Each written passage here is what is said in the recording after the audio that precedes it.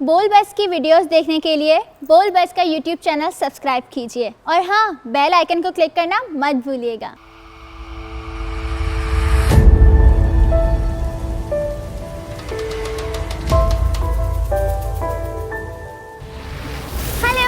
Hello welcome to your favourite show जिसका नाम है बोल का पाकिस्तान, जहां हर हफ्ते मैं आप लोग के लिए लेके आती हूं कुछ मजेदार सी स्टोरीज और नई नई updates from all over Pakistan. तो चलिए बिना टाइम वेस्ट किए शुरू करते हैं अपना फर्स्ट सेगमेंट जिसका नाम है शान पाकिस्तान।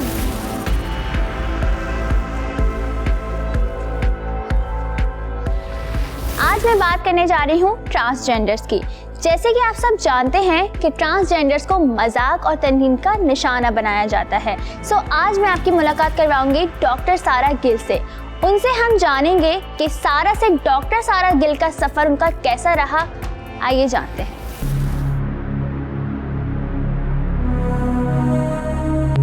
इस मुकाम पर पहुंचने के लिए तो नहीं, पर इस मुकाम से पहुंचने से पहले बहुत रिश्ते छूट गए मुझसे मेरी जेंडर की वजह से। कुर्बानी अपनी इज्जत की दी मैंने, कुर्बानी मैंने अपने रिश्तों की दी, कुर्बानी मैंने अपनों की दी, सिर्फ ये बोलने में कि मैं ट्रांस हूँ और मैं नहीं शर्माती हूँ। मुझे फ़ख्र है ट्रांस होने पर और मैं ऐसी ही रहूँगी, मैं नहीं बदलूँगी अपना रूप चाहे जो भी करूँ। इंटर तक तो बहुत बुली हुई, बहुत ज़्यादा हैरेस हुई, टारगेट की जाती थी। मुझे नहीं लगता कोई ऐसी गाली या कोई ऐसा वर्ड होगा जिससे मुझे ना पुकारा गया हो या मुझे ना बोला गया हो। इंटर के बाद इंटर में जब मैं आई तो इतनी टोंट का निशाना मैं बन चुकी थी, इतनी बुली हो चुकी थी। और ये तब था जब मैंने दुनिया को नहीं बताया था, लेकिन देखिए चेहरा बता देता है सब कुछ। मैं ट्रांस हूँ, मैं कहीं ना कहीं पता चलेगा लोगों को। मैं पूरी जिंदगी एक्टिंग नहीं कर सकती हूँ। उसके बाद मैंने फैसला ये किया कि जब बताए बगैर मैं टारगेट की जा रही हूँ, मुझे बोला जा रहा है, तो बता ही देती हूँ। सिर्फ लोगों को पता था, मुझे पता था, लेकिन लोग मेरे मुंह से सुनना चाहते थे। तो मैंने डायरेक्टली इंटरव्यू दिया और मैं न्यूज़ चैनल में बैठ गई और मैंने बोल दिया, ट्रांसजेंडर्स के राइट्स के ऊपर काम किया। JMDC से मैंने अपना MBBS किया। लेकिन उनके लिए भी एक नई चीज़ थी, ट्रांस आई हैं, कहाँ बिठाएं, कैसे डील करें। टीचर्स के लिए भी, उस्ताज़ा के लिए भी था।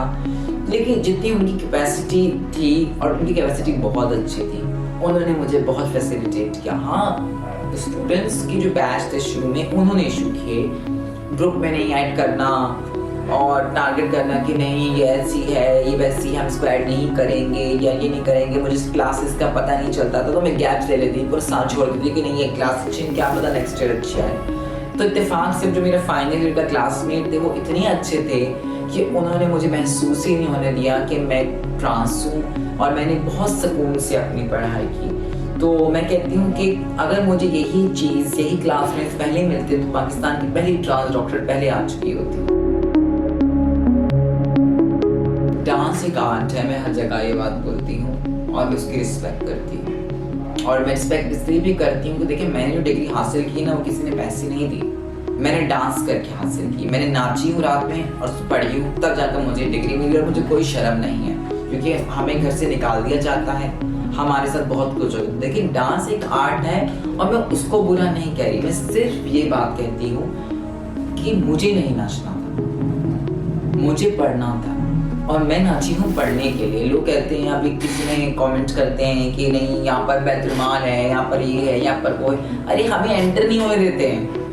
आप मुझे कोई सपोर्ट प्रोग्राम बताएं जिसमें ट्रांसजेंडर्स को पैसे दे रहे हो। अभी एक प्रोग्राम लॉन्च हुआ है, सांस प्रोग्राम, उसमें ट्रांसजेंडर्स की हमने सब चीज़ें की, सब कुछ किया, लेकिन ट्रांसजेंडर्स को उन्होंने इलिजिबल ऐसे करार दे दिया कि आपकी अब ट्रांसजेंडर जो बचपन में फेंक दी गई है, निकाल दी गई है, उसके भाई के पास अकाउंट में पैसे पड़े हैं, उसके बाप के पास पड़े हैं और वो बेचारी खाने के उसको मानने पड़े हैं। कोई ताल्लुक नहीं है 20 साल से, लेकिन उस प्रोग्राम के मुताबिक आपके भाई के पास पैसे हैं तो आपको नहीं मिल सकते। तो हमारे लिए कोई स्पेशल प्रोग्राम तो है नहीं भाई साहब। आप लोग बोल देते हैं कि यार ये कर लेती, वो कर लेते, तो आप अपने घर पे क्यों नहीं रख लेते हैं? आपने क्यों नहीं रखा? आपके घर पे कितनी ट्रांसजेंडर्स काम कर रही हैं? आपने कितनी ट्रांसजेंडर्स की हेल्प की है? लोग कमेंट सेक्शन में बोल देते हैं यहाँ रह सकती थी, नाचने की क्या जरूरत थी, ये यहाँ से पैसे ले सकती थी। अरे भाई आपको क्या लगता है मैं क्या वहाँ नहीं गई हूँ? ये सब कुछ किया है। धक्के मैंने भी खाए हैं, धक्के सब कुछ किया, लेकिन आप जो कमेंट करते हैं ना, आप लोगों ने कुछ नहीं किया है। मैंने फिर भी धक्के खाकर नाच कर पाकिस्तान का नाम फखर से सर ऊंचा किया है। मैं उन चंद ममालिक में आई हूँ जिनके अंदर ट्रांसजेंडर्स पढ़ी लिखी हैं और पाकिस्तान का नाम आया है, लेकिन आपने घर पे बैठकर सिर्फ फेसबुक, यूट्यूब, इंस्टा पर कमेंट किए और आप कहते हैं कि आपने पाकिस्तान के लिए बहुत कुछ किया है। नहीं, पाकिस्तान के लिए घर बैठे करना कुछ नहीं, पाकिस्तान के लिए हमें मेहनत करनी पड़ेगी। और अगर हम कम्युनिटी जिसको कोई कुछ नहीं समझता हम ये कर रही हैं, तो आपका सिर्फ इतना तो फर्ज बनता है कि आप हमें मोटिवेट करें। या हमारी हेल्प नहीं कर सकते तो हमें डिग्रेड तो मत करें।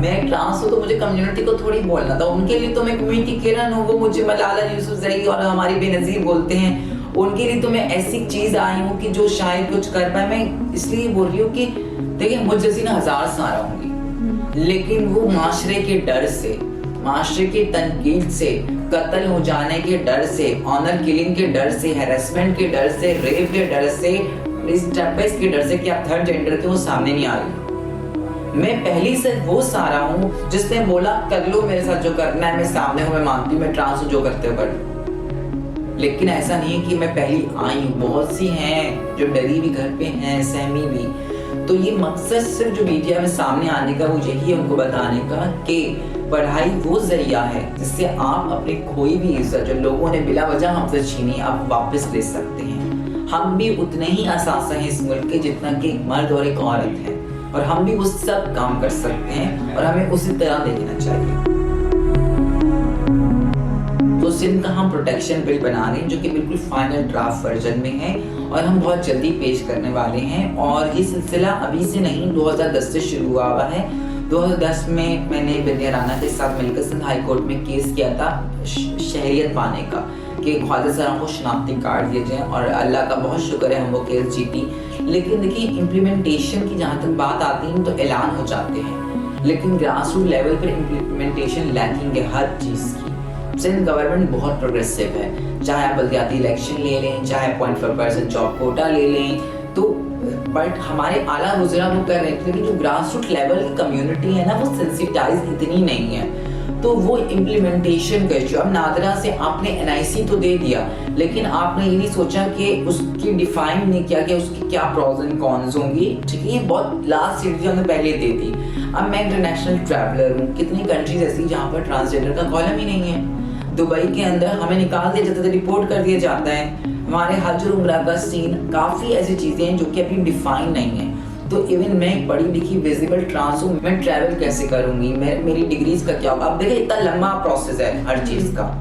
अब मैं पढ़ी लिखी, अब मैं पहले मैट्रिक जाऊँ, बर्थ सर्टिफिकेट पर जाऊँ, फिर मैट्रिक जाऊँ, फिर इंटर जाऊँ, फिर डिग्री जाऊँ, फिर अपने लाइसेंस चेंज कराऊँ, फिर सब कुछ कराऊँ। मतलब इतना खर्चा, इतने पैसे ना हर ट्रांस के पास हैं, ना ही हमारे पास इतने वसाइल हैं। जैसे कि आप सब जानते हैं कि हम लड़कियां किसी से कम नहीं हैं। सो आज मैं आपकी मुलाकात करवाने वाली हूँ समारा शाहिद से, जो कि एक कैलीग्राफर हैं। आइए उनसे मिलते हैं। समारा से जानते हैं कि ये कैसे इन्होंने सफ़र का आगाज़ किया और अब तक क्या क्या फ़न पारे बना चुकी हैं।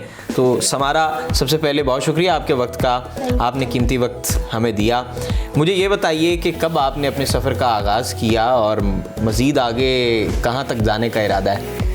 अच्छा, सबसे पहले तो अस्सलाम वालेकुम and thank you so much कि आप भी आए और आपने दिखाया दुनिया को, लोगों को ये काम। दूसरा है कि मैंने स्टार्ट किया था 2010 में जी, जब मैंने इंटरमीडिएट में फ़ाइन आर्ट्स रखी, वैसे ही बस शौक किया कि चलो ड्राइंग अच्छी थी तो रख लेते हैं। उसके बाद रिज़ल्ट आया बोर्ड का। पहले मैथ्स में जाना था, मैथ्स के टीचर आते थे घर में पढ़ाने, लेकिन जब रिज़ल्ट आया तो पता चला कि जी मैथ्स में तो स्टार आ गए और फाइन आर्ट्स में जो है वो सबसे अच्छे मार्क्स हैं, 80% के करीब है। तो फिर सोचा कि चलो ठीक है, इसी को आगे लेके चलते हैं।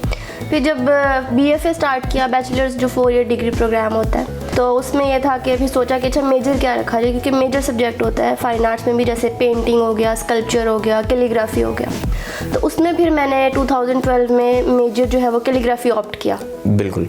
वहाँ पे फिर मैंने मेरे टीचर उस्ताद इरफान अहमद ख़ान, जिन्होंने मुझे 3 से 4 ख़त सिखाए लिखना। बिल्कुल ट्रेडिशनल प्रैक्टिस थी वो, जैसे हम कलम से शीट के ऊपर लिखते हैं, बिल्कुल इसी तरह अलिफ बे जीम दाल इस तरह से लिखना सिखाया सर ने।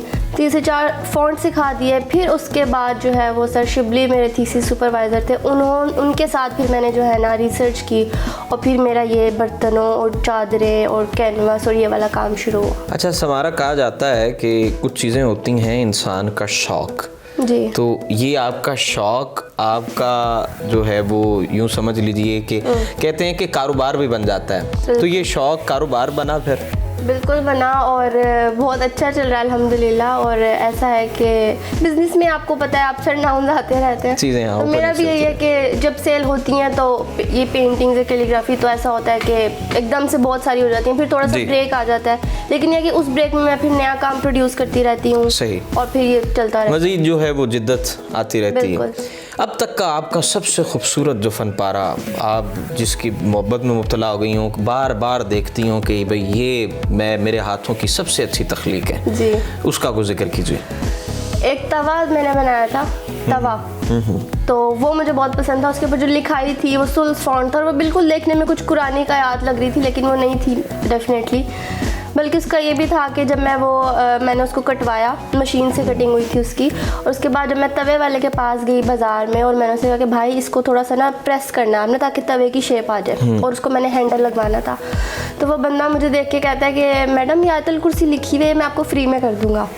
तो फिर मैंने उसे बताया कि भाई ये आयतल कुर्सी नहीं लिखी हुई, ये बिल्कुल रैंडम अल्फाज लिखे हुए हैं। हाँ, ये इस तरह से लिखा हुआ है कि आपको लग रहा है कुछ अरबिक है, लेकिन ये आयतल कुर्सी नहीं है। एक मुझे वो बहुत पसंद था। एक मैंने चारपाई बनाई थी, चारपाई बनाते हुए मेरे हाथ भी जले, मेरे छाले भी पड़े हाथों में, और बहुत कुछ हुआ, लेकिन वो मुझे बहुत पसंद थी, बहुत ज़्यादा।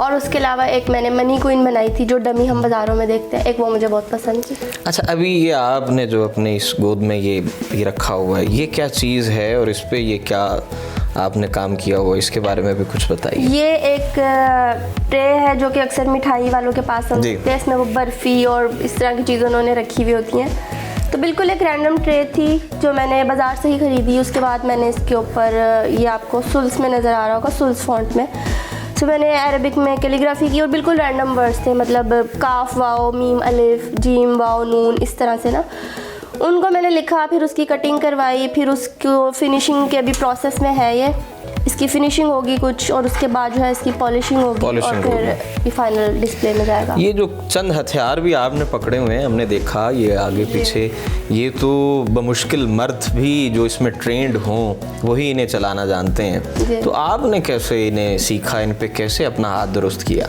सीखा इस तरह से था कि मैं एक वर्कशॉप में भी जाती हूँ, वो लड़का वहाँ पे मुझे भी वो भी सिखाता है, क्योंकि उसका काम है ये, लेकिन चूँकि अल्फाज है, कैलीग्राफी है, तो वो कुछ और करता है, तो ये थोड़ी टेक्निकल चीज़ें होती हैं, लेकिन वो भी सिखाता है। फिर कुछ खुद कि कुछ चीज़ें खुद से ही करनी पड़ती हैं, कि जुगाड़ जिसे हम जुगाड़ लगाने पड़ते हैं, तो कुछ खुद ही से कर के आ गई। कि जैसे पहले पॉलिश था, तो पहले मुझे बफ़ वाले के पास जाना पड़ता था, मुझे उसकी वो बफ़ करता था, तो अल्फाज जो थे वो मुड़ जाते थे, बेंड हो जाते थे, या टूट भी जाते थे कभी, तो मुझे फिर वेल्ड कराना पड़ता था। तो इसका सोल्यूशन मैंने निकाला कि मैं घर में ही उसको स्पंज से और उस जाली से साफ़ करके, तो फिर उसके ऊपर मैं स्प्रे कर देती हूँ।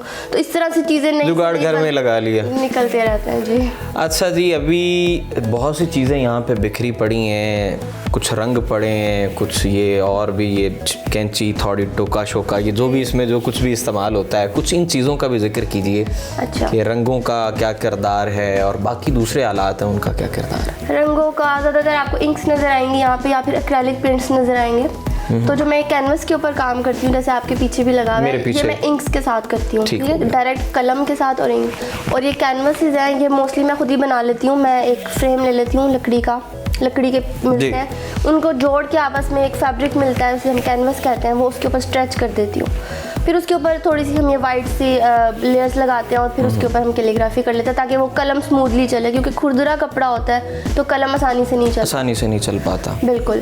तो इधर मैं इंक्स यूज़ करती हूँ, और अक्सर होता है कि इंक्स में वो डिज़ायर्ड कलर नहीं होते हमारे पास, तो थोड़े से एक्रेलिक पेंट्स ये जो ट्यूब्स में रखे हुए हैं, ये मिक्स कर लेती हूँ उसमें, और पानी मिला दिया अगर लाइट कलर बनाना है तो। इंक्स और पेंट्स मेरे इधर यूज़ होते हैं। और उसके अलावा जो आपको इस तरह के टूल्स नज़र आ रहे हैं, फाइलर्स वगैरह, ये मैं इसकी फिनिशिंग के लिए करती हूँ। और अगर ड्रिल या बफ मशीन कहीं नज़र आएगी तो वो मैं इसको थोड़ी सी स्मूथ लुक देने के लिए, फिनिशिंग करने के लिए करती हूँ। दुनिया भर में मोटिवेशनल स्पीकर अपनी ज़िंदगी के तजुर्बे से दूसरों की ज़िंदगी को बेहतर बनाते हैं और मोटिवेट करते हैं, लेकिन अगर यही काम कोई 11 साल की बच्ची करे तो बिल्कुल भी यकीन नहीं आएगा। लेकिन मैं आपकी मुलाकात करवाऊंगी उस यंगेस्ट मोटिवेशनल स्पीकर और राइटर से। आज मैं आपकी मुलाकात कौम की उस बेटी से करवाऊंगी जिनकी कासिम अली शाह साहब भी तारीफ़ के बगैर ना रह सके। 11 साल इस बच्ची की उम्र है और 11 साल की उम्र में ये बच्ची राइटर भी है, एक स्कूल की डायरेक्टर भी है, इसके साथ साथ मोटिवेशनल स्पीकर भी है, साथ साथ अपनी तालीम भी जारी रख रही है। इससे बात करते हैं और जानते हैं कि इतनी कम उम्र में इतनी ज़्यादा रिस्पॉन्सिबिलिटीज़ को साथ लेके और पढ़ाई को साथ लेके कैसे चल रही है। अस्सलाम वालेकुम। वालेकुम सलाम। कैसी हैं आप? जी अल्लाह का शुक्र है, अल्लाह के करम से बिल्कुल ठीक ठाक हूँ। ईमान, इतनी कम उम्र में 11 साल की उम्र में इतने ज़्यादा काम कैसे मैनेज करती हैं और क्या क्या करती हैं?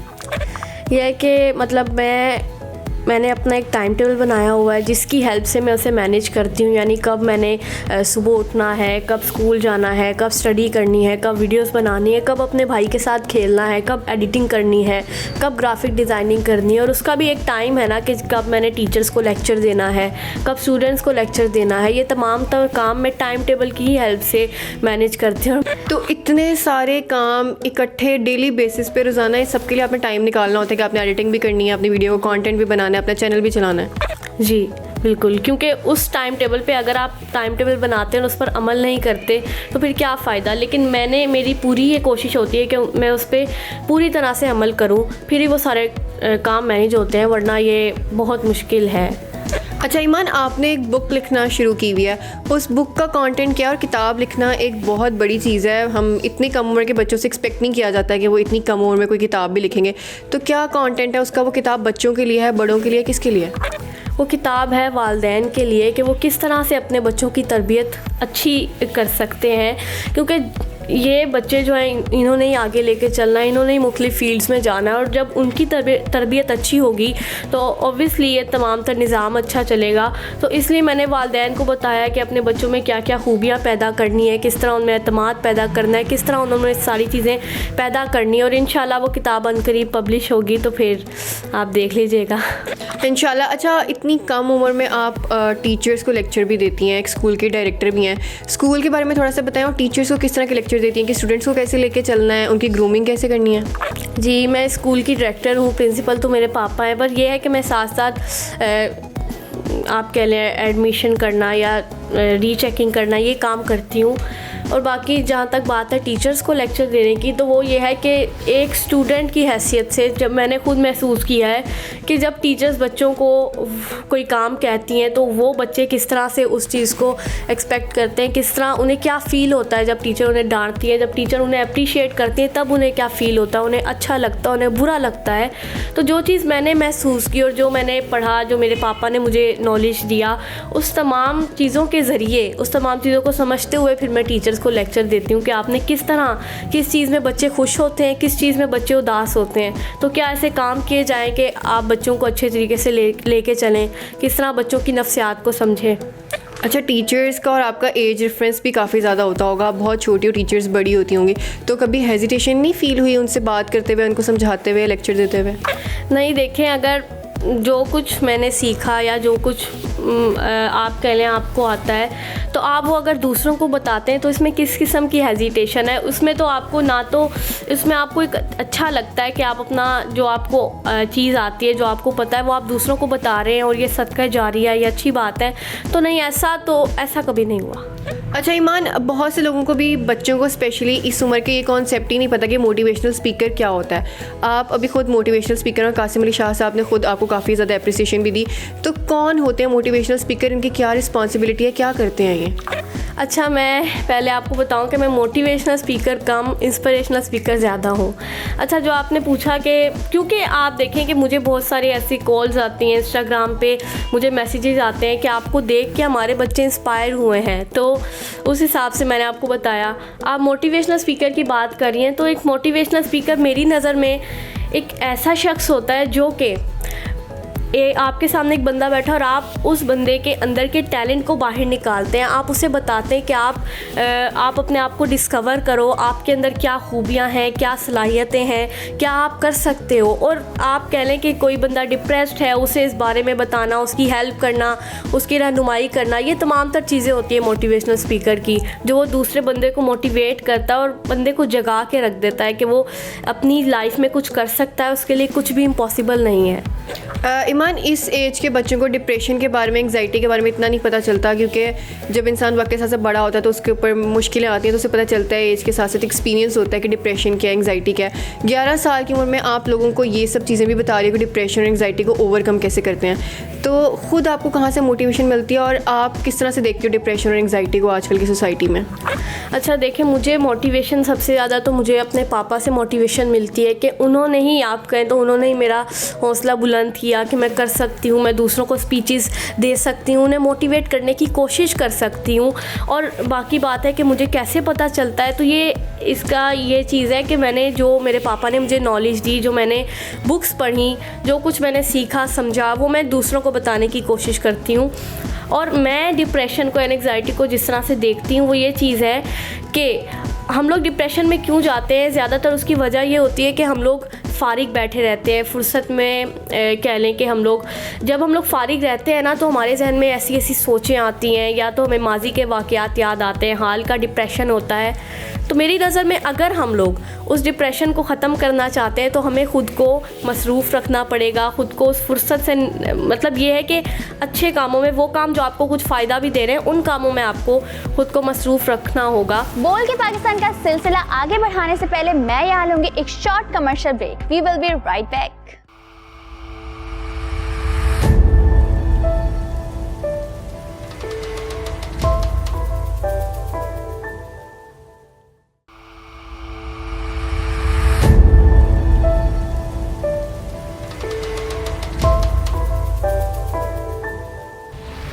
वेलकम बैक टू बोल का पाकिस्तान। अब शुरू करेंगे अपना दूसरा सेगमेंट, जिसका नाम है अनोखा पाकिस्तान।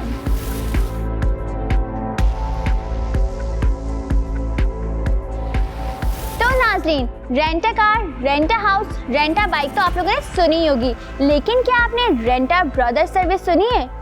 Brother service? अरे भाई वाली सर्विस नहीं सुनी ना?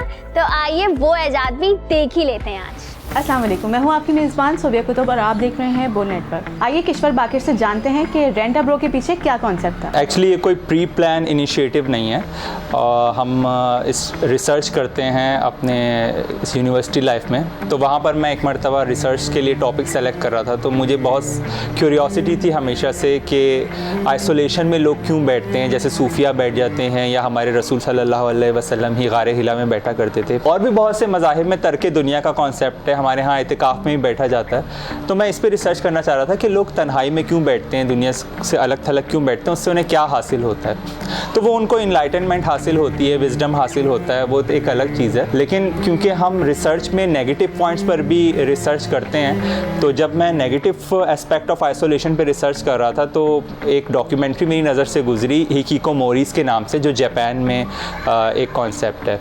शायद आपको पता हो, जापान में सुसाइड का रेट दुनिया में सबसे ज़्यादा है। तो अब रिसेंटली वहाँ एक ट्रेंड शुरू हो गया है कि लोग अपने आप को सोसाइटी से आइसोलेट करके कमरे में बंद कर लेते हैं 5-5, 6-6 साल के लिए।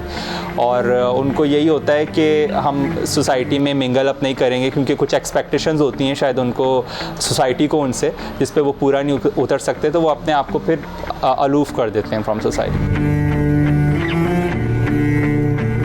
तो वहाँ पर एक लेडी हैं जो रेंटर सिस्टर में होती हैं, जो मैंने उस डॉक्यूमेंट्री में देखा कि वो जिस बंदे ने अपने आप को सेल्फ आइसोलेट किया होता है, वो उससे जाके बात करती हैं, उसे मोटिवेट करती हैं, उसकी कोई प्रॉब्लम होती है तो वो सुनती हैं, उसको हौसला देती हैं और इनकरेज करती हैं कि दोबारा सोसाइटी में मिक्सअप हो।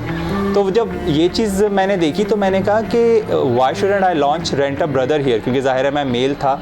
और जब पाकिस्तान के में मैंने थोड़ा सा और सर्वेस किए तो मुझे पता चला कि यहाँ पर भी लोग रिजेक्टेड हैं और काफ़ी लोग आइसोलेशन का शिकार हैं। और वो इस लिहाज से हैं क्योंकि हमारे यहाँ जो मैंने सर्वेस किए थे कि तकरीबन 50% ऐसे लोग हैं जो अपनी ज़िंदगी वैसे जी रहे हैं जैसे सोसाइटी उन्हें देखना चाहती है, वो वैसे नहीं जी रहे जैसे वो ख़ुद जीना चाहते हैं। इसमें बहुत सी एग्जांपल्स हो सकती सकती हैं। मिसाल के तौर पे आपको कपड़े भी वैसे पहनने पड़ते हैं जैसे लोग पसंद करते हैं, आपको अपना प्रोफेशन वो चूज़ करना पड़ता है कि लड़की को डॉक्टर बनना है, लड़के को इंजीनियर बनना है। और इस सेंचुरी में I think we have to say कि इवन आप शादी भी अपनी मर्ज़ी से नहीं कर सकते आज भी। अगर आपने अपने कोई बिलवड है आपकी, या कोई भी ऐसा शख्स है जिससे आप मोहब्बत करते हैं और उससे अपनी ज़िंदगी का हिस्सा बनाना चाहते हैं, तो फ़ौरन सारे खड़े हो जाते हैं उसकी मुखालफत करने पे।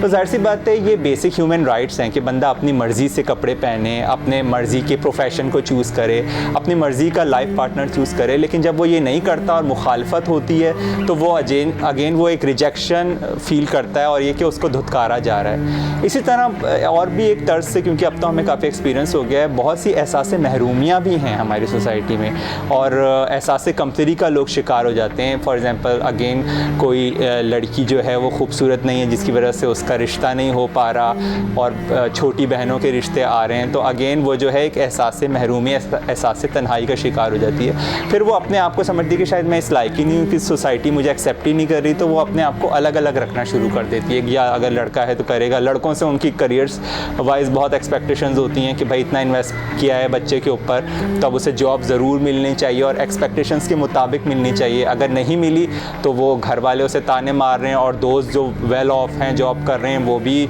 उनको भी फेस नहीं कर पा रहा, तो वो कहता है यार इससे बेहतर है ना दोस्तों में जाओ और घर वालों से भी अलग अलग रहो। अब हमारी सोसाइटी बहुत से फॉरेन आइडियाज़ को भी एक्सेप्ट कर रही है। अब आप देखेंगे हर नेटफ्लिक्स की सीरीज़ में एक कैरेक्टर ऐसा होता है जो शायद स्ट्रेट ना हो, एक आध दिखाया जाता है, क्योंकि उस सोसाइटी ने अब उन चीज़ों को लीगलाइज कर दिया। इवन हमारे नेबर्स में इंडिया ने भी कर दिया, लेकिन यहाँ पर अभी तक इस चीज़ को एक्सेप्ट नहीं किया गया। मगर ये लोग हमेशा से एग्जिस्ट करते थे, क्यूयर्स हो गए या ट्रांसजेंडर्स हो गए व्हाटएवर, तो वो लोग अगेन इस सोसाइटी में एक रिजेक्शन का शिकार हैं। तो इस तरह की जो भी लोग हैं जो धुतकारे जा रहे हैं, जिन्हें एक्सेप्टेंस नहीं मिल रही सोसाइटी के लिए, वो लोग हैं जो आइसोलेटेड हैं और उनके लिए हमने रेंट अ ब्रो लॉन्च की थी ताकि उन्हें एक्सेप्टेंस मिले। हम 60 इयर्स ओल्ड वुमेन तक से मिल चुके हैं और इवन एक मरतबा तो एक 11-12 साल के लड़के ने भी कॉन्सेप्ट अप्रोच कर लिया था, बच्चा ही था वो तो, लेकिन उसको हमने हैंडल नहीं किया क्योंकि मिनिमम हम 18 इयर्स के लोगों को यानी कि कनेक्ट करते हैं। उसकी यही वजह है क्योंकि 18 ईयर का जो बंदा है वो अपना डिसीजन खुद ले सकता है, तो ही इज़ रिस्पॉन्सिबल कि अगर वो अप्रोच कर रहा है। शुरू में जब मैंने रेंट अ ब्रो कराची में इंस्टाग्राम का ही सिर्फ पेज बनाया था और उसमें प्रमोशन मैंने चलाई थी, तो काफ़ी सारे लोग इसको किसी गलत सिमत में देखने लग गए थे। वो शायद इसको किसी फ़िज़िकल प्लेजर हासिल करने की कोई इमोरल सर्विस समझने लगे थे। तो ज़ाहिर है वो एक प्रॉब्लम थी जो हमने फ़ेस किया। तो अब तो तकरीबन ना होने के बराबर कोई ऐसा प्रॉब्लम आता है, बल्कि सब लोग जिस पर्पज़ के लिए हमने बनाया उसी के लिए अप्रोच करते हैं हम। अब तो कोई इनसिक्योरिटी नहीं होती है ऑनेस्टली, क्योंकि जैसे कि इंटरव्यूज़ बहुत सारे हो चुके हैं जिसमें बहुत सारे सवालात के हम बहुत क्लियरली जवाब दे चुके हैं और ज़ाहिर सी बात है हम फ़ेस टू फेस इंटरेक्ट कर रहे हैं। जिस तरह आपसे भी जो भी सवाल है उसका हम क्लियर जवाब दे रहे हैं, तो it gives confidence to normal people. और ज़ाहिर है वो एक शख्स को देख रहे हैं और definitely it's not something illegal और इमोरल और हम उसको फेस करें, तो इसलिए इनसिक्योरिटीज़ नहीं होती। हमारे कल्चर में एक रिवायत है कि शादियों में गाने बजाने वाले को, हंसाने वाले को बुलाया जाता है, लेकिन दूसरों की शादियों में खुशियां और हंसी बांटने वालों की खुद की शादी में क्या होता है? आइए मिलते हैं उस यूनिक कपल से और लेते हैं इस सवाल का जवाब। नाज़िन खान साहब जो होते हैं बड़ी नाजुक और ठंडे मिजाज लोग होते हैं, किसी को कुछ नहीं कहते, शराफत से रहते हैं, सादा लोग होते हैं। इनकी शादी कैसे होती है? क्योंकि जो बैंड बाजा वाले होते हैं वो भी खान साहब होते हैं। इनकी शादी में बैंड बाजा बाहर से कहना पड़ता है या यही बजाते हैं, और जो वेलें करवाई जाती हैं वो ख़ानदान में रह जाती हैं या बाहर से कोई आगे भी लेके जाता है। क्योंकि इनकी शादी पे गोश्त बनता है या करेले गोश्त बनते हैं, और मुँह दिखाई में क्या देते हैं, पहली रात को क्या होता है, ये सब जानेंगे आप इंटरव्यू में। क्योंकि खान साहब जो है नईम भाई हमारी नई नवेली भाभी को ब्याह लाए हैं। आइए इनसे जानते हैं शादी कैसे हुई और क्या चक्कर था। अस्सलाम वालेकुम। वालेकुम सलाम जी। नईम साहब आपको बहुत बहुत मुबारक हो, तुसी शादी कर ली। खैर मुबारक जी। हैं जी? होनी सी जनाब। किद्दां होनी सी? जिवें अगे होई उदां होई है। अच्छा, मुझे ये बताएं कि सबसे पहले इनको कहाँ देखा था? ਮੈਂ ਜੀ ਉਹਨੂੰ ਪਾਰਕ 'ਚ ਵੇਖਿਆ ਸੀ, ਇਹ ਗੁੱਡੀਆਂ ਲੁੱਟਣ ਡਈ ਤੇ ਮੈਂ ਇੰਨੇ ਛੋਟੇ ਛੋਟੇ ਕਾਗਜ਼ ਚੁੱਕ ਰਹੇ ਸੀ? ਕਾਗਜ਼ ਚੁੱਕ ਰਹੇ ਸੀ, ਉਹ ਚੁੱਕ ਕੇ ਟੇਪਾਂ ਨਾਲ ਜੋੜਨ ਨੇ ਗੁੱਡੀ ਬਣਾਉਣੀ ਹੈ। ਅੱਛਾ। ਇਹ ਉਹ ਉਦੋਂ ਵੇਖਿਆ ਸੀ ਪਾਰਕ ਦੇ ਵਿੱਚ ਵੇਖਿਆ ਸੀ। ਅੱਛਾ। ਉਸ ਤੋਂ ਬਾਅਦ ਮੈਂ ਸਕੂਲ 'ਚ ਵੇਖਿਆ, ਸਕੂਲ ਤੋਂ ਬਾਅਦ ਸ਼ਾਦੀ ਹੋ ਗਈ, ਹਾਂ। ਉਸ ਤੋਂ ਬਾਅਦ ਘਰ ਲੈਂਦਾ। ਅੱਛਾ। ਉਸ ਤੋਂ ਬਾਅਦ ਫਿਰ ਅੱਲਾਹ ਹਾਫਿਜ਼ करता हूँ। नहीं तुसी अपने आप नु देखा शीशे च? मेरा आईना ही है। भाई इसमें आपको क्या नजर आता है? मेरी खूबसूरती बस।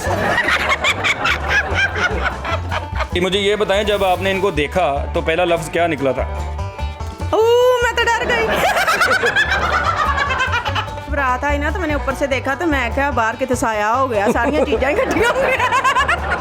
बाहरली शय व्योन आ गई कोई मैनू। हाँ जी ऐसा ही है। और मुझे ना नजर ही नहीं आया कि दूल्हा कौन सा, सारे सेम सेम नहीं ਇਹ ਆਪਣੇ ਘਰ ਸੀ, ਮੈਂ ਆਪਣੇ ਘਰ ਤੋਂ ਬਾਰਿਸ਼ ਪੈਣ ਲੱਗ ਪਈ, ਮੈਂ ਕਿਹਾ ਯਾਰ ਮੌਲਾ ਮੈਂ ਦੇਖ ਨਹੀਂ ਛੱਡ ਬੇਟਾ ਚੱਲ। मुझे पता चला कि जिन्हें बहुता तेल लाया वो मेरा दूल्हा है। ਇਹ ਤੁਹਾਨੂੰ ਦੂਰੋਂ ਪਤਾ ਲੱਗ ਗਿਆ ਨੇ ਤੇਲ ਲਾਇਆ? ਇਹਨਾਂ ਨੇ ਤੇਲ ਲਵਾਇਆ ਤੇ ਮੈਂ ਸਿਰ ਤੋਂ ਆਇਆ, ਮੈਂ ਸਿਰ ਤੇ ਧੋ ਗਿਆ ਤੇ ਪਛਾਣ ਤੇ ਲਿਆ ਹੀ। ਅੱਛਾ ਨਈਮ ਸਾਹਿਬ ਮੈਨੂੰ ਇਹ ਦੱਸੋ ਕਿ ਖਾਨ ਸਾਹਿਬਾਂ ਨੂੰ ਲੋਕ ਬੁੱਕ ਕਰਦੇ ਨੇ, ਖਾਨ ਸਾਹਿਬਾਂ ਦੀਆਂ ਕਿਸਮਾਂ ਵਾ, ਇੱਕ ਹੁੰਦੇ ਨਿੱਘੇ ਖਾਨ ਸਾਹਿਬ, ਇੱਕ ਹੁੰਦੇ ਪ੍ਰੋਫੈਸ਼ਨਲ ਜੀ। ਉਹਨਾਂ ਨੂੰ ਲੋਕ ਬੁੱਕ ਕਰਦੇ ਨੇ, ਬੈਂਡ ਬਾਜਾ ਲੈ ਕੇ ਜਾਂਦੇ ਨੇ ਆਪਣੇ ਵਿਆਹਾਂ ਤੇ। ਹਾਂਜੀ। ਤੁਹਾਡੇ ਬਰਾਤ ਤੇ ਬਾਜਾ ਕਿਹਨੇ ਵਜਾਇਆ ਸੀ? ਆਪਣੇ ਅਸੀਂ ਆਪ ਉਹ ਤਾਂ ਤੁਸੀਂ ਵਜਾਇਆ ਨਾ, ਬਰਾਤ ਤੇ ਕਿਹਨੇ ਵਜਾਇਆ ਸੀ? ਨਹੀਂ ਸਾਡੇ ਯਾਨੀ ਕਿ ਘਰ ਦੇ, ਸਾਡੇ ਘਰ ਦੇ ਸਨ ਕਿ ਮੈਂ ਪਾਰਟੀ ਸੀ, ਬਾਜੇ ਵਾਲੇ, रोटी वाले सारे घर दे सी। अच्छा। कुकिंग वाले भी हमारे घर के ही हैं, वेलों वाले भी हमारे घर के ही हैं, सारे घर दे, बैंड वाले भी हमारे घर के ही हैं, और टोटल हमारे घर के ही हैं। अब मुझे ये बताएं कि आपके घर के बाजे वाले सारे आपके घर के थे, जो बैंड वाले थे, कलांट ते कौन सी, ढोल ते कौन सी, ਵੱਡੇ ਬਾਜੇ ਤੇ ਕੌਣ ਸੀ ਤੇ ਉਹ ਸੋਟੀ ਘਮਾਉਣ ਵਾਲੇ ਤੇ ਕੌਣ ਸੀ? ਹੈ ਕਲਾਂਟ ਤੇ ਇਹਨਾਂ ਦੇ ਤਾਇਆ ਸਣ, ਸੋਟੀ ਘਮਾਉਣ ਤੇ ਇਹਨਾਂ ਦਾ ਵੱਡਾ ਵੀਰ ਸੀ। ਨਹੀਂ ਕਲਾਂਟ ਤੇ ਮੇਰਾ ਅੱਬਾ ਸੀ ਤੇ ਸੋਟੀ ਘਮਾਉਣ ਤੇ ਇਹਨਾਂ ਦੇ ਵੀਰ ਸੀ। ਜਾਂਜ ਡੱਕਣੀ ਉਹ ਟਹਿਰ ਜਾਏ। ਯਾਨੀ ਜਦ ਬੈਂਡ ਸ਼ੁਰੂ ਹੋਇਆ ਨਾ ਸਾਡੇ ਘਰ ਦੇ ਵਿੱਚੋਂ ਸ਼ੁਰੂ ਹੋ ਗਏ। ਉਹਨਾਂ ਦਾ ਛੱਡੋ ਇੰਜ ਨਹੀਂ ਵਜਾਈਦਾ ਉਹ ਬੜਾ। ਅੱਛਾ ਮਿਕਸ ਹੋ ਗਿਆ ਕੰਮ। ਮਿਕਸ ਹੋ ਗਿਆ। ਤੁਹਾਡੇ ਖਾਨਦਾਨ ਚ ਜਿਹੜਾ ਸਭ ਤੋਂ ਲੰਮਾ ਬੰਦਾ ਸੀ ਉਹ ਕੌਣ ਸੀ ਜਿਹਨੇ ਵੇਲਾਂ ਫੜੀਆਂ? ਉਹਨਾਂ ਦਾ ਭਾਈ ਸੀ। अच्छा आप लोगों ने खाने में इनको गोश्त दिया था या करेले गोश्त की देखे ने उतारी? आप ये बताएं करेले गोश्त वाला है। इन्हें शुक्र करो मैनियो च ਅਸੀਂ ਕੋਰਮਾ ਹੀ ਦੇਤਾ। ਜੋ ਆਪ ਤੇ ਮੇਰਾ ਜੀ ਕਰਦਾ ਸੀ ਉਬਲੇ ਬਤਾਉ ਰੱਖਣੇ ਨਾ। ਇਹ नैन नक्श ਤੇ ਕੀ ਫਿੱਟ ਹੁੰਦਾ ਹੈ? ਵਾਲੇ ਭਗਤ ਬਤਾਉ। अच्छा आपकी जो सहेलियां थी, आपकी जो दोस्त थी, उन्होंने कहा नहीं कि नहीं कुड़िए अपना शरीफा ने तो कुड़ी रोड थी? वो कहती थी हम तुम्हें कहते थे ना कि अच्छे माल के अच्छा अंजाम होता है, तो हुण भुगत हुण। ये आपको सजा मिली है या आपकी किस्मत में यही थे? ना पूछे जनाब। ये जब ये कोई सवाल पूछता है ना मेरे दिल से एक आह निकलती है कि मैं क्या बताऊं, ये तो मम्मा की तरफ से गिफ्ट भी है। अच्छा। लेकिन किसी दी नाल नाल बद्दुआ भी है। नईम साहब मुझे ये बताओ कि जब दूध पिलाई की रस्म होती है, हाँ जी, दूल्हे को दूध दिया जाता है, हाँ जी, आपके नैन नक्श के मुताबिक मलोकों का जूस दिया गया या दूध दी था? नहीं मलोकां दा दुध ही उन्ना क पाया है जिन्ना क पीता ना जा। इन्ना क कतूरे नु पाईदा। ਉਹਨਾਂ ਨੂੰ ਪਹਿਲੇ ਘੁੱਟ ਲਾਉਣਾ। ਹਾਂ ਕਿ ਯਾਰਾਂ ਦੋਸਤਾਂ ਨੂੰ ਪਿਉਨੇ ਯਾਰ ਤੂੰ ਵੀ ਘੁੱਟ ਲਾ ਲਾ, ਤੂੰ ਵੀ ਘੁੱਟ ਲਾ ਲਾ। ਅੱਛਾ। ਫਿਰ ਮੈਂ ਸੋਚਿਆ ਯਾਰ ਕੁਝ ਜੰਮੂ ਲੋਟਾ ਤੇ ਨਹੀਂ ਪਾਤਾ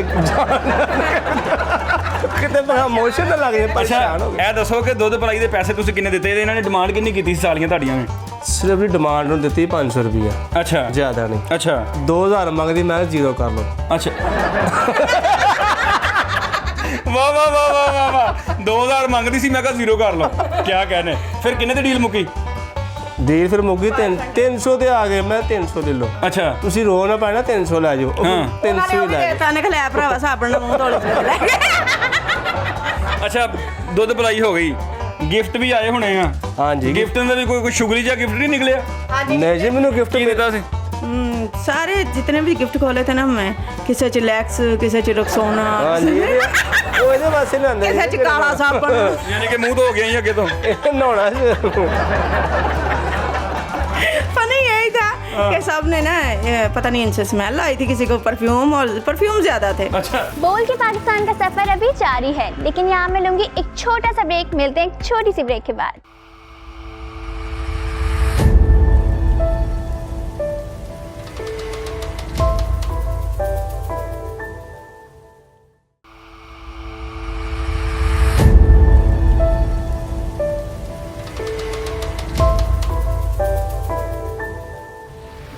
वेलकम बैक टू बोल का पाकिस्तान। तो चलिए बढ़ते हैं अपने थर्ड सेगमेंट की तरफ, जो कि है बहुत ही मजेदार जायकाए पाकिस्तान।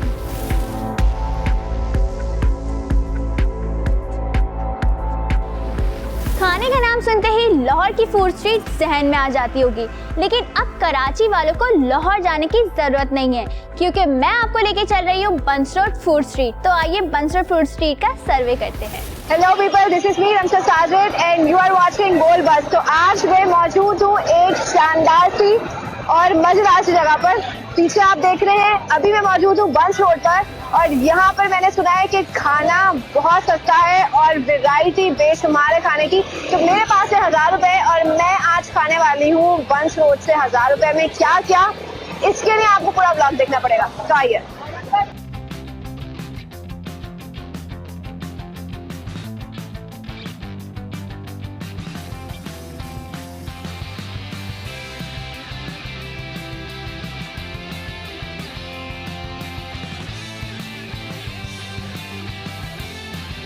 तो गाइस, इस वक्त मैं मौजूद हूँ नूर फिश फ्राई पर।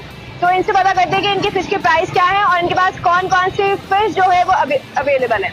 जी बताइएगा कि कौन कौन सी फिश है। तारा में ट्रोल है, मुश्का है और काला पॉपलेट है। ओके, तो सबके प्राइस एक ही है या डिफरेंट डिफरेंट है? एक ही है। सही। सबसे ज्यादा अच्छी कौन सी? ये फिंगर ही चलती है सबसे ज्यादा। फिंगर ही चलती है। सही है। तो ये वाले फिश 1 पाव कर दें।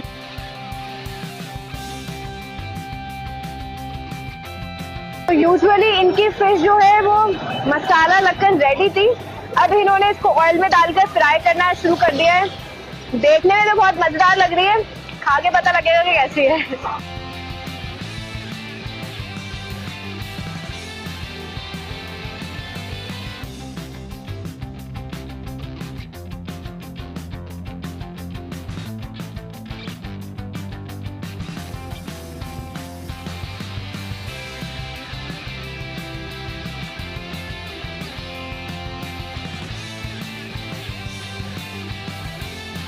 तो गाइस, बात हो रही है खाने की, तो खाने के बाद हम सबको मीठा जरूर पसंद है। तो मीठे में हमारे पास बहुत सारे ऑप्शंस मौजूद हैं।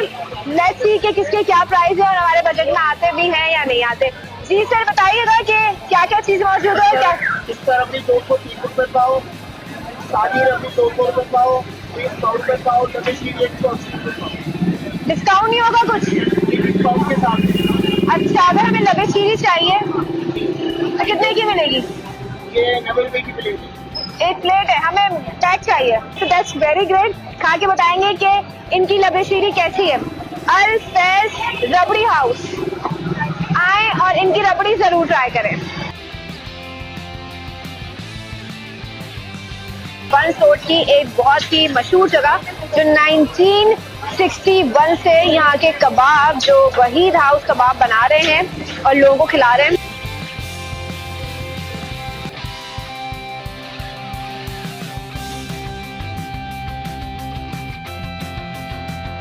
तो गाइस, वहीद कबाब की स्पेशलिटी क्या है और लोग यहाँ पर खाने में ज़्यादा क्या पसंद करते हैं, यहाँ पर हमारे साथ एक वेटर मौजूद है, उनसे जानते हैं। जी बताइएगा, यहाँ पर लोग क्या क्या ज़्यादा पसंद करते हैं खाने के लिए? ये तकरीबन मेरे इधर यहाँ 14-15 साल हो गए हैं। यहाँ पर सीख दागा पाव, कढ़ाई पाव और चिकन मलाई बोटी यहाँ की मशहूर है। सही जी। और कढ़ाई पाव यहाँ जो है ना मक्खन में फ्राई करके देते हैं, इसलिए वो सीख दागा पाव। और चिकन चटकारा बोटी अभी नहीं आई है, उससे 1961 में ये स्टार्ट हुआ है, अभी तक इसका वही कैसे।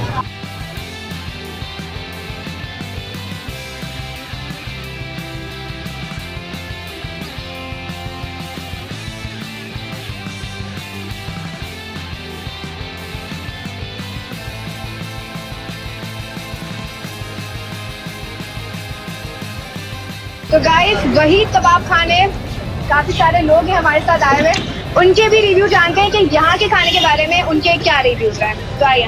यस सर, तो आप पहले भी आ चुके हैं और खा चुके हैं, तो क्या कहना है आप? बहुत मजे का खाना है। जब लास्ट टाइम आए थे तो जितनी भी पॉपुलर चीजें हैं, टिक्का, मलाई बोटी और धागा कबाब, वो सारी चीजें मंगवाई थी। फ्रेश है, बहुत मजे का है, बहुत अच्छा टेस्ट सबसे है। ज्यादा आपको क्या अच्छा लगा? मुझे टिक्का और धागा कबाब बहुत मजे का लगा। बंस रोड फूड स्ट्रीट के बाद यहाँ मैं लूंगी एक और फिर से ब्रेक। आप लोग को पता है कि हमारे बोल के पाकिस्तान में सिर्फ ब्रेक ही आते रहते हैं, लेकिन थोड़ा सा इंतजार कीजिए, इसके बाद एक और डिश आप लोग को खिलाने लेके चलूंगी। तो मिलते हैं एक छोटी सी ब्रेक के बाद।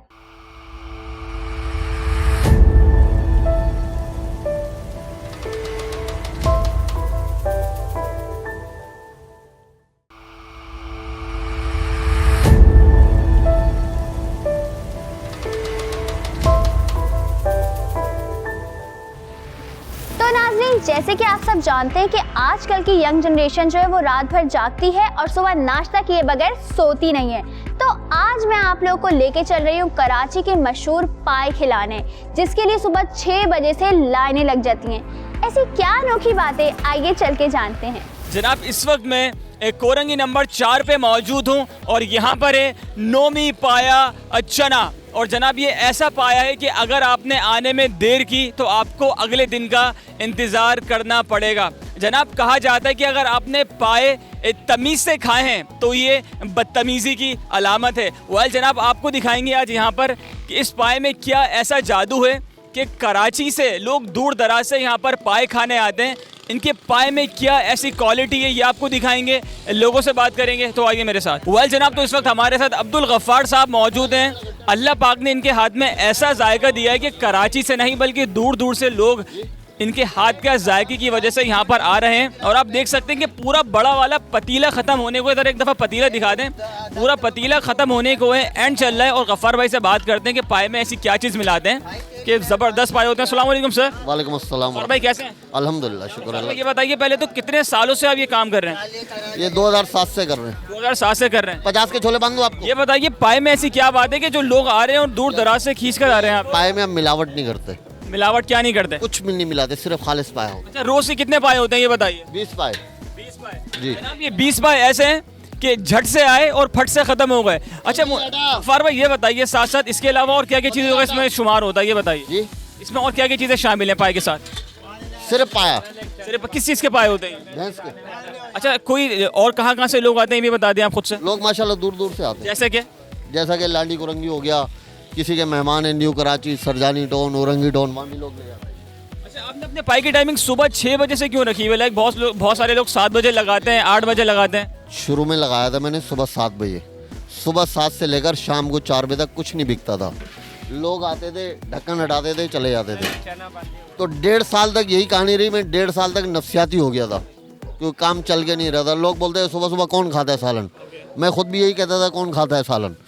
फिर अल्लाह ने ऐसा ऐसा ऐसा कर कर वो 4 से 3 हुई, 2 हुई, 12 हुई, 1 हुई। फिर अल्लाह ने ऐसा किया 8 बजे 9 बजे तक खत्म हो जाता है अल्लाह के फजल से। 9 बजे तक पाए खत्म होता है। वेल जनाब तो इस वक्त हमारे साथ अब्दुल गफ्फार साहब मौजूद थे और सुबह के 8 बजे इनके पास पाए खत्म हो जाते हैं। सुबह 6 बजे अपना ठेला यहाँ पर लगाते हैं और आप देख सकते हैं कि लोगों का रश कितना है यहाँ पे, कि लोग अभी भी लाइन में खड़े हुए हैं पाए खरीदने के लिए। पहला पतीला तो इनका खत्म हो चुका है पाए का पतीला जनाब खत्म हो चुका है और सिर्फ छोले इस वक्त इनके पास बाकी हैं। जो लोग यहाँ पर मौजूद हैं इनसे बात करते हैं, आइए मेरे साथ। कहाँ से आए पाए खाने? कोरंगी 1 नंबर से मैं पाया खाने आया हूँ। नोमी पाया कहलाता है इनका नाम है गफ्फार भाई। इनका पाया बहुत लजीज होता है। यहाँ तक कि ये माशाल्लाह से 80 पाए बनाते हैं और 80 पाए जो है सुबह 6 बजे फजर के बाद लगाते हैं और 8 बजे के बाद इनके पास पाया नहीं मिलता है। वाल जनाब तो एक और भाई हमारे साथ मौजूद है। सुबह सुबह इन्होंने गरम गरम पाए खाए। इनसे पता करते हैं कि ये कितने अरसे से पाए खाने आ रहे हैं और इनको पाए कैसे लगते हैं यहाँ के। जी सर। तकरीबन 10 से 15 साल से हम आ रहे हैं इनके पास पाए खाने और इसी टाइम पे हम आते हैं। इनके पाए जो है नहायत ही उम्दा होते हैं और जैसा कि आपको रश देख के अंदाज़ा हो गया होगा। 15 साल से आप बता रहे हैं यहाँ पर आप आ रहे हैं, तो कोई जायके में तब्दीली आई हो, मसाले में किसी किस्म की कोई तब्दीली हो, किसी किस्म की कोई हेरा फेरी हो, या 15 साल से पहले जो जायका था 15 साल के बाद भी वही जायका है? नहीं जी, जो 15 साल पहले था अभी तक 15 साल गुजरने के बावजूद बिल्कुल वैसे का वैसे ही, कोई चेंजिंग नहीं आई। आप कितने साल से आ रहे हो यहाँ पे? तकरीबन 1.5-2 साल से आ रहा हूँ मैं यहाँ पे खाने के लिए पाए। और ये इनका जो टेस्ट है वो बहुत सबसे अलग है ना, बस इसके अलावा और कोई पाए किसी के समझ ही नहीं आते हैं। सुबह इसके लिए मखसूसन 7 बजे उठना पड़ता है, 8-9 बजे तक यहाँ पे सब ख़त्म हो जाता है। इस वजह से बहुत मज़े के इनके पाए। सर पाए कितने सालों से यहाँ पर खाने के लिए आ रहे हैं आप और कितना टाइम हो गया, जायका कैसा ये बताइए? मुझे तकरीबन 2 साल हो गए पाए और छोले खाते हुए। और ये है कि इनका माशाल्लाह से हाथ में जायका है, अल्लाह पाक ने जायका बहुत दिया इनके हाथ में और ये टेस्ट अच्छा है। वाल जनाब, तो आप देख सकते हैं कि मेरे अकब में नोमी भाई पाए बेचने में मौजूद है। इस वक्त आप एक दोस्तों का बहुत बड़ा गैंग यहाँ पर देख रहे हैं और ये लोग पोर्ट कासिम छोड़ के एक कोरंगी नंबर 4 पे मौजूद हैं और नोमी भाई के पाए खाने हैं। ज़रा इनसे पता करते हैं कि वो क्या चीज़ है जो इनको खींच कर यहाँ पर लेकर आई है। भाई इतने सारे दोस्त आए हुए हो, गाड़ी आपकी वहाँ पे खड़ी हुई है, क्या पोर्ट कासिम में पाए वाले मर गए या ख़त्म हो गए, क्या हुआ जो यहाँ पर आए हो, पहले ये बताओ। भाई सबसे बड़ी बात ये है, जहाँ पे चीज़ अच्छी मिलेगी बंदा वहीं जाएगा, वो पोर्ट कासिम से कोरंगी हो या पोर्ट कासिम से शारा फैसल हो, सही है। जहाँ पे चीज़ अच्छी मिलेगी बंदा वहीं जाएगा।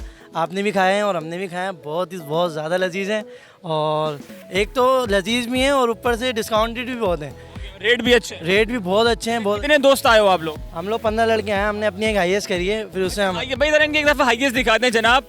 ये डिब्बा इन्होंने किया है, जो लोग लाइक दोस्त और लोंडे लपाड़े कहीं पिकनिक पर जाने के लिए ये डिब्बा करके जाते हैं, ये डिब्बा करके यहाँ पर आए। वाल जनाब, तो इस वक्त इस तरफ आप देख सकते हैं कि बैठकर खाने का इंतज़ाम मौजूद है और तकरीबन जैसे जैसे वक्त आगे जाता जा रहा है लोगों में लाइक कोई कमी नहीं आई है, रश बहुत ज़्यादा है। अंकल मौजूद है, इनसे पता करते हैं कितने सालों से ये यहाँ पर आ रहे हैं और इनको पाए कैसे लगते हैं। अस्सलाम वालेकुम। सलाम। कब से खड़े लाइन में, क्या बिल जमा करवाना है क्या? नहीं, मैं पाए लेने आया हूँ, मेरे छोटे साहब बहुत शौक से खाते हैं। कितने सालों से आ रहे हैं आप? मैं तो यहाँ पे जैकब लाइन से शिफ्ट हुआ हूँ 16 साल पहले।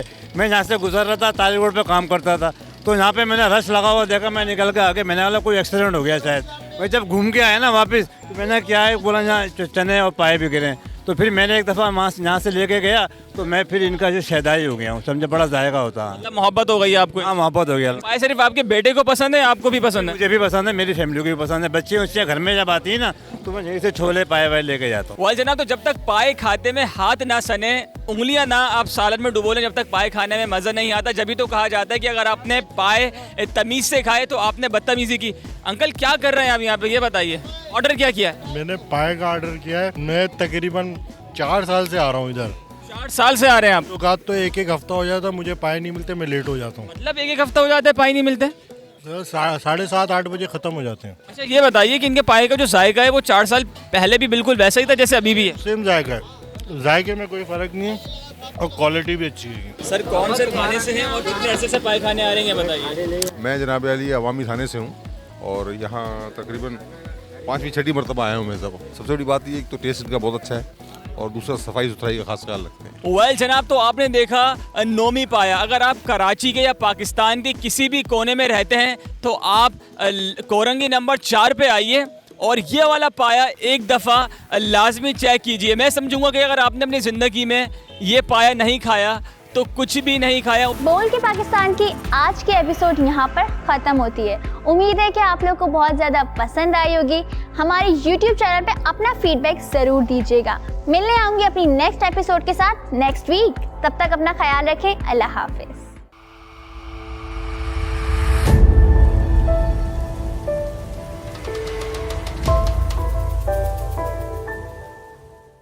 बोल बस की वीडियोस देखने के लिए बोल बस का YouTube चैनल सब्सक्राइब कीजिए और हाँ, बेल आइकन को क्लिक करना मत भूलिएगा।